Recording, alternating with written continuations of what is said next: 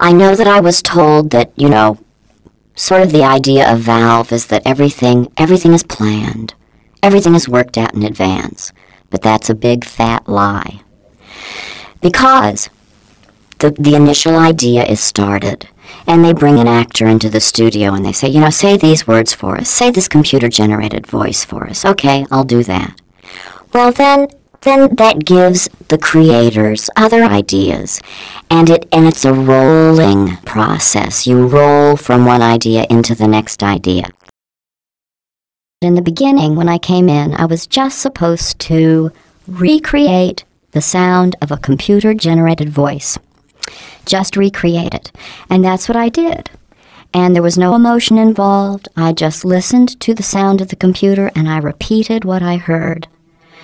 But as the game continued, I was supposed to get more and more emotion into the computer, into GLaDOS. And she developed into a very sweet, passive-aggressive person. As an actor, you come in, you do what you're told, you want to make your money, and sometimes you get good direction, and sometimes you don't get good direction, but it doesn't matter, and you certainly don't tell the production team any of this. But you come in, and they'll give you a lame line reading, and you're supposed to find some emotional value in that.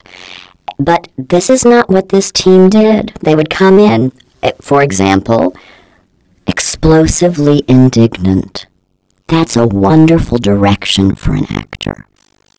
So, I must say that the production team won me over, because so often I get bogus direction, but this time I was actually directed and had fun at all the sessions.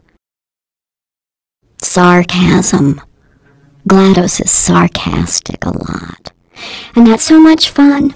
But while I was trying to do this, trying to build in all these emotions, I still had to maintain the computer sound and maintain the pronunciation of repeated phrases.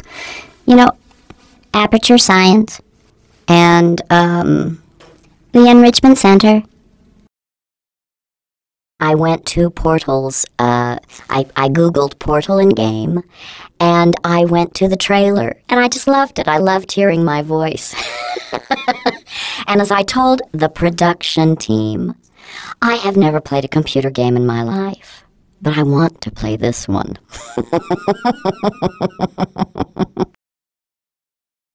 In the sound booth, you're only connected to the production team by an intercom.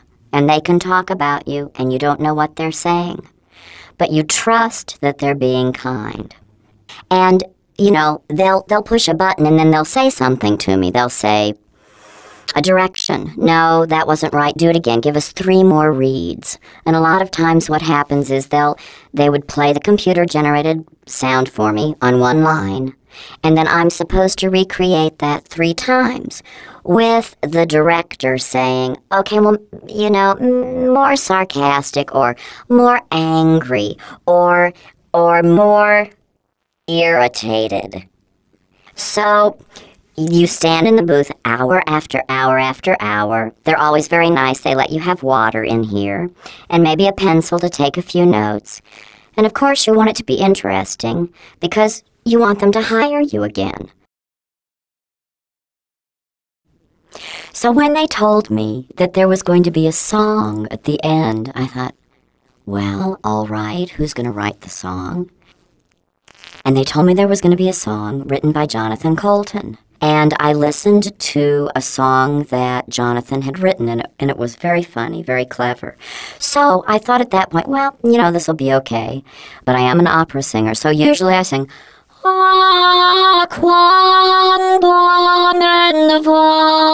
and I thought, well, will I be able to have the right style for the song? So I was concerned. But then before the recording, they sent me an MP3 file of the song, and I listened to it with Jonathan singing it. But I loved the little song. And at home, as I practiced the little song, I tried to, get back to GLaDOS's voice. Aperture Science. Just this tiny little passive-aggressive computer who's all alone until people try to come in and murder her. So of course she gets upset. But she seems to have this real affinity for cake. And I want to play the game because I want to recreate the cake recipe and then put Portal on it and be able to serve it to my friends when they come over to my house.